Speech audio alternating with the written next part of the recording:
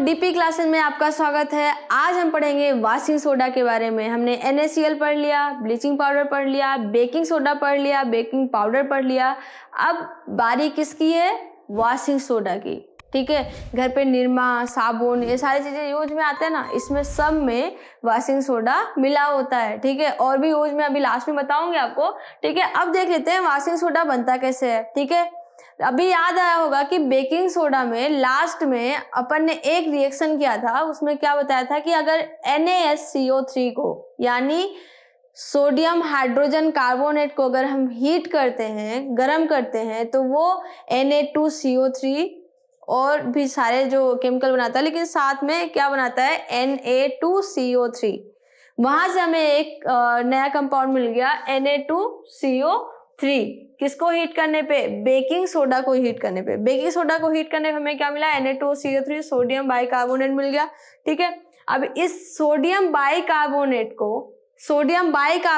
को जब हम रिक्रिस्टलाइजेशन करते हैं, अब क्रिस्टलाइजेशन क्या होता है? क्रिस्टलीकरण होता है कि कभी भी कोई भी केमिकल है उसके साथ में, ठीक है, जो अमाउंट है H2O का, ठीक है, वो फिक्स हो। ठीक है, अगर उसका अमाउंट फिक्स है H2O का, तो वहां पे वो क्रिस्टलीकरण हो जाता है। ठीक है, तो रिक्रिस्टलाइजेशन ऑफ Na2CO3, क्रिस्टलाइजेशन में इसका एक अलग से वीडियो बना दूंगी और अच्छे समझा दूंगी क्रिस्टलाइजेशन क्या होता है। ठीक है, साथ में देखो वॉशिंग सोडा के लिए क्या बताया मैंने, बनता कैसे है। सबसे पहले तो हम बेकिंग सोडा को हीट करते हैं, हमें क्या मिलता है? Na2CO3 मिलता है, पहला स्टेप। दूसरा स्टेप, इसका रिक्रिस्टलाइजेशन करवाते हैं। रिक्रिस्टलाइजेशन कराने पे तो ये क्या मिल जाता है? Na2CO3.10H2O। और ये जो Na2CO3.10H2O है, ये एक तरह का बेसिक सॉल्ट होता है। ठीक है, सॉल्ट होता है, लेकिन कैसा सॉल्ट होता है? बेसिक सॉल्ट होता है। ठीक है, साथ में Na2CO3 कैसे बनाए, तो इसके लिए रिएक्शन है Na2CO3 प्लस 10H2O। ये दोनों रिएक्ट करके क्या बनाएंगे? Na2CO3.10H2O। ठीक है, किसी केमिकल साथ में लिखा हुआ जाए 1H2O, 2H2O, 3H2O या फिर नंबर ऑफ XH2O लिखा हुआ है ना, इसका मतलब fix number of molecule of hydrogen H2O है। ठीक है, तो वो क्या होता है? क्रिस्टलीकरण होता है। ठीक है, क्रिस्टलाइजेशन होता है। ठीक है, तो अब इतना समझ में आया क्रिस्टलाइजेशन का। ठीक है, ये केमिकल मिल गया Na2CO3.10H2O।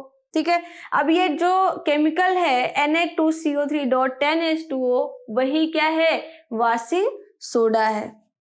ठीक है, तो Na2CO3.10H2O जो है, ये मिल गया हमें एक नया केमिकल। ठीक है, और इस केमिकल का क्या नाम होगा? Washing soda. और ये आया कहाँ से? बेकिंग सोडा से। तो समझ में आ गया कि एक वीडियो दूसरी वीडियो से जुड़ी हुई है, तो कोशिश करिए कि दूसरा पहले पुरानी वीडियो देखिए, फिर आप नई वीडियो पाइए, तो दोनों वीडियो आपको अच्छे समझ में आ जाएगी।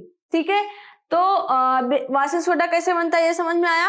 क्या क्या है इसमें? पहला तो Na2CO3 कहाँ से बना? बेकिंग सोडा से। दूसरा, इसका रिक्रिस्टलाइजेशन करवाया गया तो 10H2O मिल गया। ठीक है, ये 2 पॉइंट हो गए। और यहाँ पे 2 क्वेश्चन बनते हैं। पहला तो होता है कि ये जो H2O मॉलिक्यूल होता है किसी भी केमिकल के साथ में जब होता है ये, तो H2O का मॉलिक्यूल फिक्स होता है या नहीं होता है? इसका काम क्या होता है? इसको क्या बोलेंगे? ठीक है, तो ये नंबर ऑफ वाटर क्रिस्टलीकरण, ठीक है, वाटर ऑफ क्रिस्टलाइजेशन कहलाता है। ठीक है, वाटर ऑफ क्रिस्टलाइजेशन कहलाता है। तो ये जो है, ये मॉलिक्यूल फिक्स होता है हर एक केमिकल साथ में, मतलब जिस केमिकल के साथ में क्रिस्टलाइजेशन हो रहा है। ठीक है, दूसरी चीज ये होता है कि अगर ये केमिकल है और इसके साथ में इस तरह का 10H2O या 5H2O इस तरह का अगर केमिकल जुड़ा हुआ है, H2O जुड़ा हुआ है, तो वो जो कंपाउंड है, जो केमिकल है, वो वेट होगा कि नहीं होगा?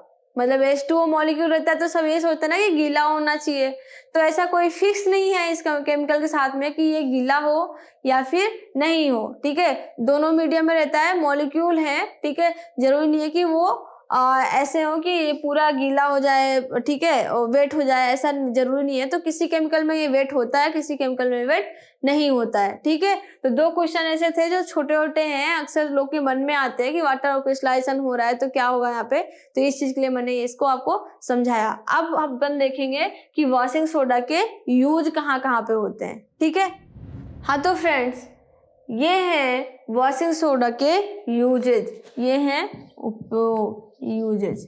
ठीक है।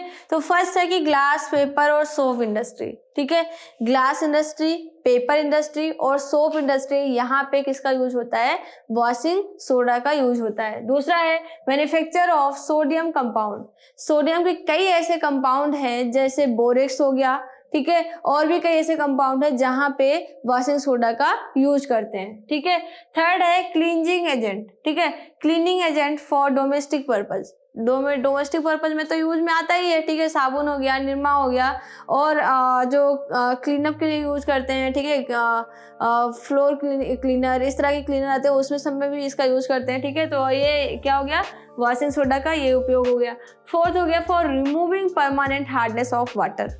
ठीक है, पहले पानी हार्ड होता है, उसमें हम निरमा जब डालते हैं तो वो क्या होता है? वो थोड़ा सॉफ्ट हो जाता है। ठीक है, और भी कई तरह से हम अलग अलग तरह से उसको उसका निरमे का या फिर मतलब वाटर का हार्डनेस रिमूव करने के लिए हम किसका यूज करते हैं?